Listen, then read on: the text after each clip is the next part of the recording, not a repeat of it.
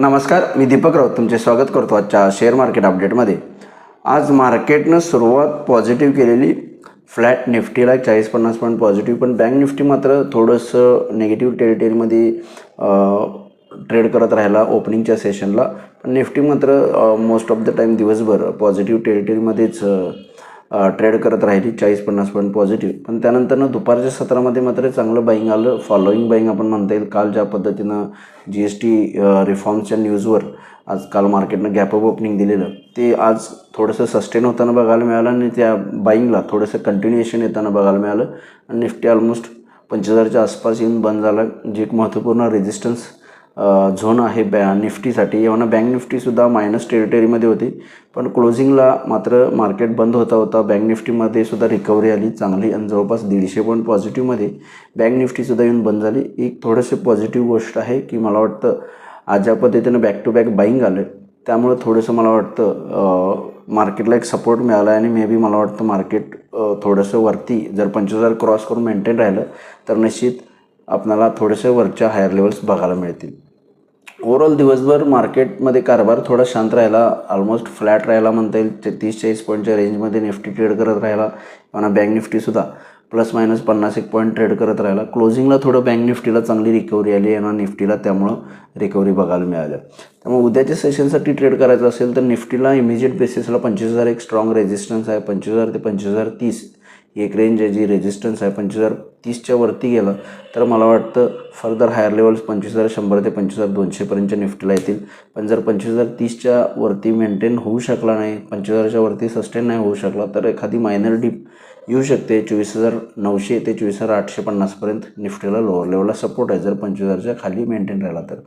Bank निफ्टीला सुद्धा similarly 56,000 immediate बेसिसला resistance आहे, 56,000च्या वरती सस्टेन राहिला 56,000, 56,050 थोडंसं 40-50 पॉईंटचा प्ले आपण म्हणू शकतो। 56,000च्या वरती सस्टेन राहिला तर 56,300 ते 56,500पर्यंत बँक निफ्टी जाऊ शकतं। 56,000च्या खाली मेंटेन असेल तर 55,700 पहिला सपोर्ट आहे, त्याच्याखाली आला तर 55,500पर्यंत बँक निफ्टी खाली येऊ शकते।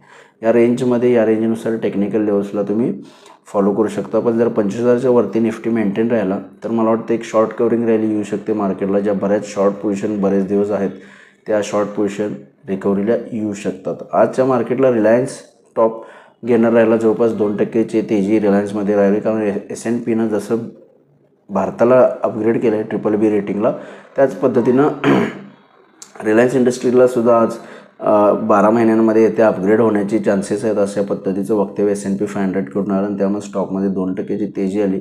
रिलायन्स हेवी वेट आहे मार्केटचा, त्यामुळे सुद्धा निफ्टी दिवसभर पॉझिटिव्ह टेरिटरीमध्ये राहिली। त्यामुळे जर 25,000च्या वर निफ्टी सस्टेन राहिला, बँक निफ्टी 56,000च्या वर सस्टेन राहिला तर मला वाटतं एक पॉसिबल शॉर्ट कवरिंग रॅली मार्केटमध्ये येऊ शकते, कारण FIच्या जवळपास 90% शॉर्ट पोझिशन आहेत ज्या अजूनही कट झालेल्या नाही आहेत। त्यामुळं जर बऱ्यापैकी टेरिफ वॉर शांत होताना बघायला मिळते, युक्रेन रशिया वॉर शांत होताना बघायला मिळते, GST रिफॉर्म्स आलेत, रेटिंग अपग्रेड आले आणि एखादे जर टेक्निकल लेवलच्या वरती निफ्टी सस्टेन राहिला 25,000च्या वर तर मला वाटतं निश्चित एक शॉर्ट कवरिंग येईल जे निफ्टीला फर्दर हायर लेवल्स 25,200 ते 25,300पर्यंत आणि बँक निफ्टीला 56,500पर्यंत घेऊन जाऊ शकतं। तर या अनुषंगानं तुम्ही निफ्टी बँक निफ्टीमध्ये या टेक्निकल लेवल्सवर काम करू शकता। आज NSEमध्ये 1,860 शेअर्स वाढले, त्या बाजूला 800 शेअर्स पडलेत। निफ्टीमध्ये 28 शेअर्स वाढले, त्या बाजूला 22 शेअर्समध्ये पडझड आहे। वाढणाऱ्या शेअर्सची संख्या थोडी जास्त आहे, पण पडणाऱ्या शेअर्सची संख्या थोडीशी आज बऱ्यापैकी आहे। वाढणाऱ्या शेअर्सच्या बरोबर पडणाऱ्या शेअर्सची संख्यासुद्धा NSE आणि निफ्टीमध्ये आहे। सेक्टर इंडिसाइजेसमध्ये आज बघायचं झालं तर ऑलमोस्ट आज फार्मा सेक्टरनं किरकोळ अंडर परफॉर्म केलं, पण त्याच्या पाठोपाठ auto, FMCG, banks, IT sector आज बऱ्याच दिवसांनी पॉझिटिव्ह राहिलं, मेटल सेक्टर पॉझिटिव्ह राहिलं, म्हणजे बऱ्यापैकी सगळे सेक्टर्स पॉझिटिव्ह टेरिटरीमध्ये एंड केलेत। फक्त फार्मामध्ये थोडीशी मंदी आहे, किरकोळ प्रॉफिट बुकिंग बघायला मिळतं आहे। FIsने काल बाईंग केलं आहे 400 करोडचं, पण ते कन्सिडर करू शकत नाही कारण इतक्या दिवसाच्या सेलिंगनंतर एक 400 कोटीचं बाईंग।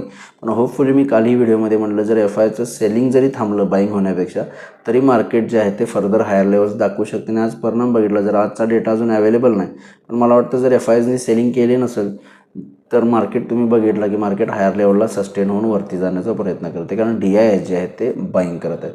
त्यामुळे बरेच करेक्शननंतर बऱ्याच स्टॉक्सला, फ्रंटलाईन स्टॉक्सला, रिलायन्स, इन्फोसिस, TCS ICICI या सगळ्या स्टॉकला बऱ्यापैकी व्हॅल्यू बाईंग दिसते आणि जर FIsनी बाईंग केलं तर निश्चित मार्केट बॉटम आउट होऊन वरती लवकर जाऊ शकते.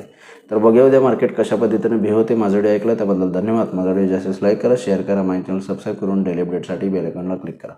धन्यवाद.